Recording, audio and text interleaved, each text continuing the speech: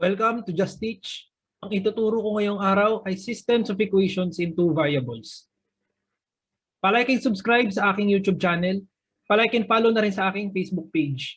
Yung mga links andyan nasa description lang. Tumatanggap din pala ako ng private tutorial. Kung magpapatutor kayo, message nyo lang ako. Then pag dumating na yung time na marami na tayong likers, followers, subscribers, pwede kayong mag-request ng topic ng ila-live lecture ko. Ito naman yung QR code ko sa GCash. Basta't galing sa puso, na-appreciate niyo yung turo ko, highly appreciated ko na yun. Start na tayo sa lecture natin. Ganito lang naman ang basic principles ng systems of equations. N number of variables requires n numbers of solutions. Example sa equation na to. Unknown yung x and y. So, kailangan pa natin ng isa pang equation para ma-solve natin yung mga unknowns. Ganito magiging topic natin for lecture 7A. Two variables, two equations. Para naman sa equation na to, unknown ang x, y, and z. Kailangan natin ng tatlong equations para ma-solve natin yung mga unknowns. Ito naman ang topic natin for lecture 7B. Three variables, three equations. Kapag ganyan namang naka-square ang isa sa mga variables, ilang equations ba ang kailangan natin gamitin? Dalawa pa rin, at yan yung malalaman natin sa lecture 7C. For systems of linear equations in two variables, gamitin natin yung example natin kanina. Ang graph ng dalawang equation dyan ay lines. So may three possible solutions tayo kapag ang system of linear equation is in two variables. Pag yung dalawang lines ay nag-intersect at meron silang common point, one solution or independent system. Mabe-verify natin agad yan kapag magkaiba yung slope ni line 1 and ni line 2. Also take note na ang makukuha nating values for x and y is yung coordinates ng point of intersection ng dalawang lines. Next is no solution or inconsistent system. Nangyayari to kapag parehas ang slope pero magkaiba yung y-intercept ng dalawang lines. Last possible solution is yung infinite solutions or independent system. Meaning, collinear yung dalawang lines, kaya dyan sa figure ko, kinapalan ko yung line. Collinear lines meaning yung dalawang lines magkapatong sa isa't isa. Kaya infinite solutions kasi lahat ng points along that line ay common points since magkapatong nga sa isa't isa yung dalawang lines. Mabe-verify natin to kung makikita natin same ang slope at same din yung y-intercept. Tingnan natin yung given kung alin dyan sa tatlo. Recall natin yung slope-intercept form for equation 1 and for equation 2. Sa unang tingin pa lang, madedetermine na natin yung value ng slope for equation 1 which is negative 1/2 and yung y-intercept which is positive 3. For equation 2, ang slope is 3 and yung y-intercept is negative 11. So, etong system of linear equation, alin to dito sa tatlong possible solutions?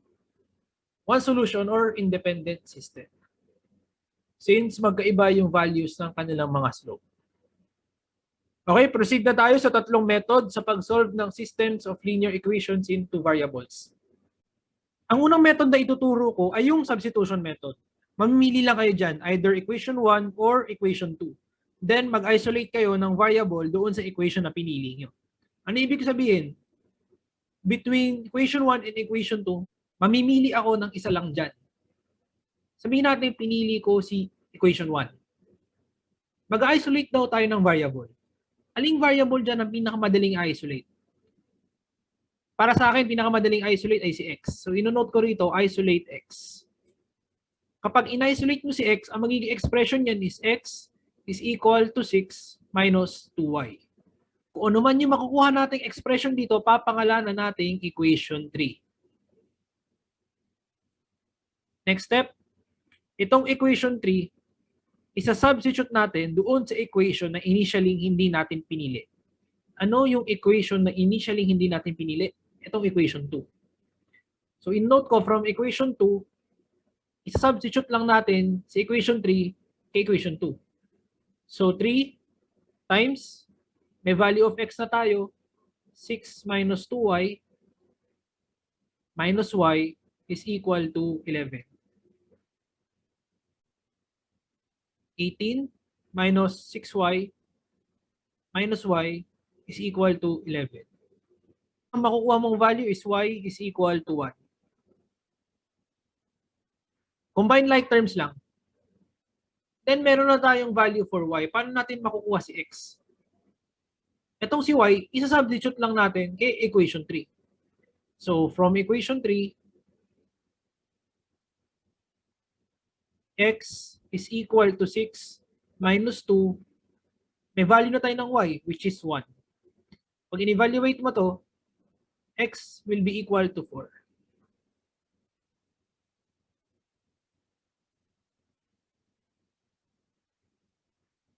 Next, ang elimination method. Dito, kailangan malakas ang imagination mo kasi magmamanipulate tayo ng isang equation. Kailangan mo mag-multiply ng kahit anong real number sa both sides ng equation na pipiliin mo para pag inad mo yung dalawang equations, may variable na magka-cancel. Ganito ibig ko sabihin. Halimbawa, gusto kong i-manipulate si equation 2. Mamimili ako ngayon ng real number na kapag multiply ko both sides of equation, then i-add ko yung dalawang equations, may magka-cancel daw na variable. Okay, ganito lang ibig ko sabihin. Retain natin si equation 1 kasi hindi ko naman siya minanipulate. For equation 2, ang mangyayari dito is 2 times 3x minus y is equal to 11 times 2.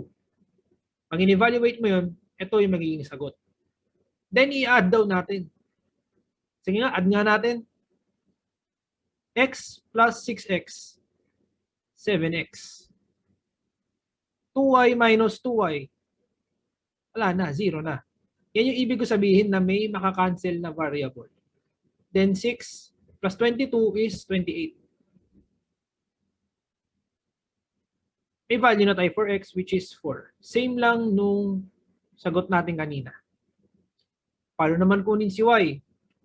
Itong 4, i-substitute mo lang sa kahit na ano rito sa dalawang to. Sabihin natin, i-substitute natin siya kay equation 1. Ino-note ko na from equation 1, value ng x natin is 4 plus 2y is equal to 6. Bagyan na in-evaluate mo, y will be equal to 1. Same lang din ng sagot natin kanina. Last method is yung graphical method. Advice ko sa inyo, gamitin nyo itong graphical method kapag meron kayong ruler, meron kayong graphing paper, or meron kayong math notebook. Tsaka make sure lang na yung mga numbers involved is whole number dahil mahirap mag-graphical method kapag yung mga numbers involved is naka-decimal or naka-fraction. Magkamali lang kayo ng plot dyan, malaki ang chance na magkakamali kayo sa final answer nyo. Balikan natin yung slope-intercept form. For equation 1, ang slope-intercept form niya is y is equal to negative 1 half x plus 3. For equation 2, ang slope-intercept form niya is y is equal to 3x minus 11. Then gawa kayo ng Cartesian plane. Equation 1 muna tayo. I-plot nyo si x and y-intercept. Yan yun.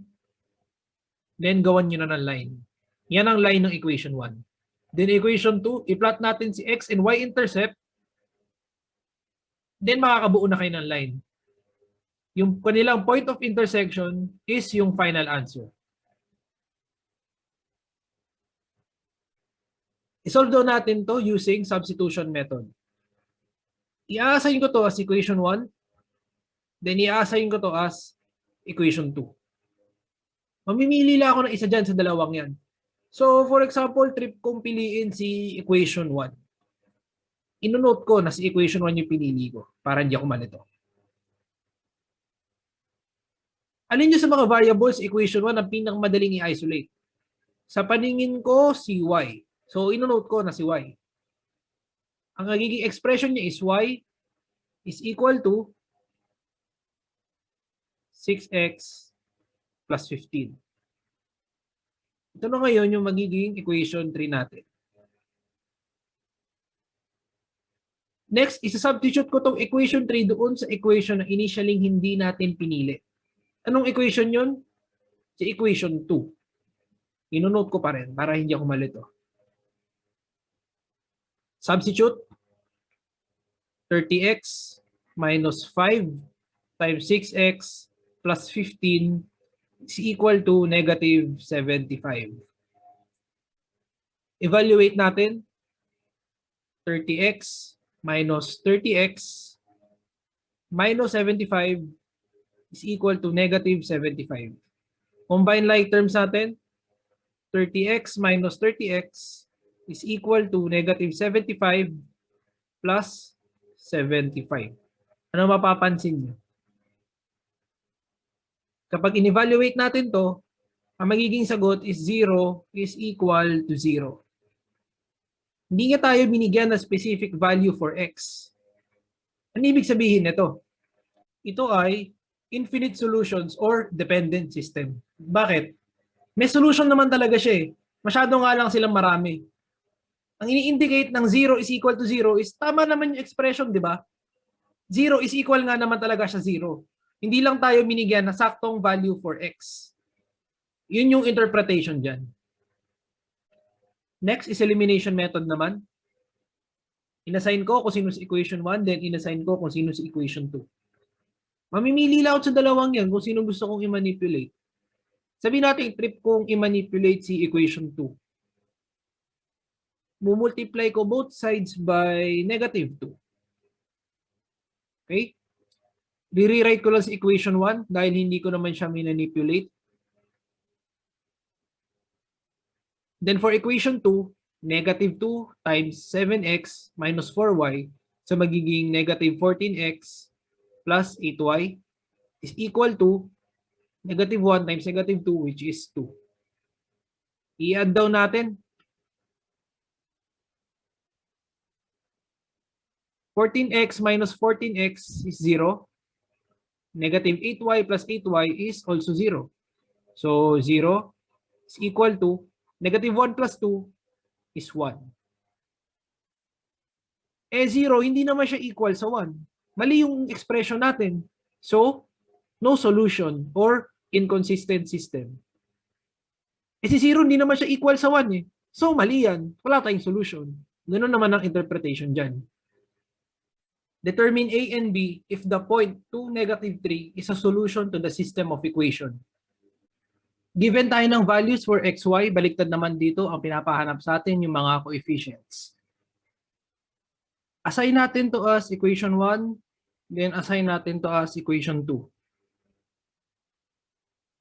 Substitute natin yung mga values ni x and y. So for equation 1, 2a minus 3b is equal to negative 29. For equation 2, 2a plus 3b is equal to negative 13. Sa unang tingin, anong method ang pinakamadaling gamitin? Elimination kasi recta na eh. Negative 3b plus 3b, 0 na yan. So i-add na lang natin is 2a plus 2a, which is 4a, then negative 29 minus 13, which is negative 42. Meron tayong value for a, at ang value ni a is negative 21 over 2. Ngayon meron na tayong a, i-substitute lang natin sa kahit saan dyan sa dalawang yan. So example, trip kong i-substitute sa equation 2. I-note ko rito. Substitute to equation 2. Ang mangyayari ngayon dyan is 2 times negative 21 over 2 plus 3b is equal to negative 13. So for b, ang sagot natin is 8 over 3.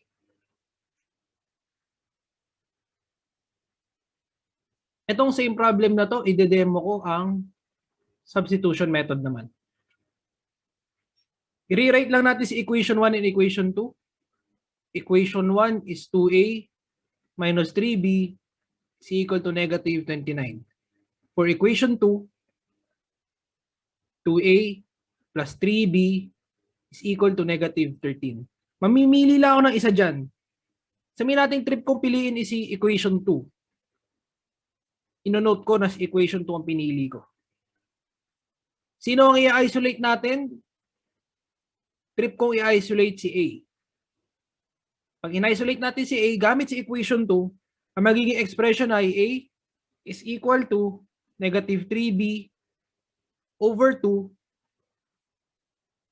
minus 13 over 2. Pakalanan natin itong equation 3. Then itong equation 3, isa-substitute natin doon sa equation na originally hindi natin pinili, which is itong equation 1. So isa-substitute natin sa equation 1.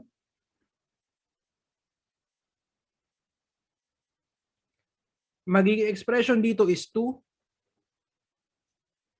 times negative 3b over 2 minus 13 over 2 minus 3b is equal to negative 29. Pag in-evaluate mo to, makukuha natin ang value ni b, which is 8 over 3. Then itong 8 over 3, isa-substitute natin ngayon sa equation 3. Pag sinubstitute natin sa equation 3, ang magiging expression is A is equal to negative 3 times 8 over 3 divided by 2 minus 13 over 2. Pag in-evaluate natin, makukuha natin ang value ni A, which is negative 21 over 2. Magkaibang methods, pero parehas ang sagot. Abangan nyo naman yung next lecture natin, Systems of Linear Equations in 3 Variables naman. Sana nakarating kayo rito sa part na to. Huwag niyong kakalimutan, palike and subscribe sa aking YouTube channel. Palike and follow na rin sa aking Facebook page. And kung na-appreciate niyo turo ko, marami kayong natutunan. Ito uli yung QR code ko sa GCash. Basta galing sa puso, highly appreciated ko na yan. Okay? Kita-kita tayo sa susunod na lecture. Maraming salamat.